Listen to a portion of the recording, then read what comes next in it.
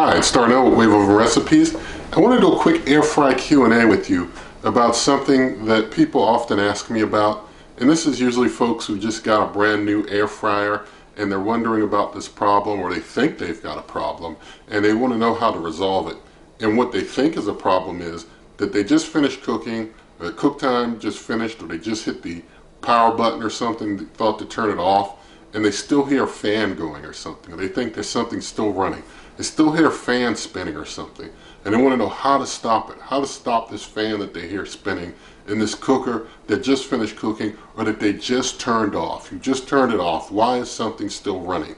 And the answer is that these cookers, they have a cool down mechanism in them.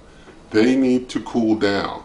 They need time for the fan to run after you're done to internally cool down for the longevity of the cooker. It is done by the manufacturer intentionally for the good of the cooker. And so the answer, when you turn a cooker off, if you got an air fryer, toaster oven, air fryer oven, and you still hear a fan running after you've turned it off or after the cooking time ended, is to walk away and just leave the cooker alone. That's your answer. Leave it alone. Maybe 10 minutes pass, you still hear something. Leave it alone. Leave it alone. It will, in time, turn itself off. It will, in time, stop itself. Maybe you see a light lit up and you want to know when all the lights go out or something. You don't know how to turn the backlit display off to stop the lights from lighting up. Just leave it alone.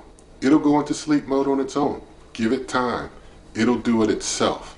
There's nothing you need to do. But if you need something to do to pass the time, please watch 5 more videos on this channel. I'd really appreciate it.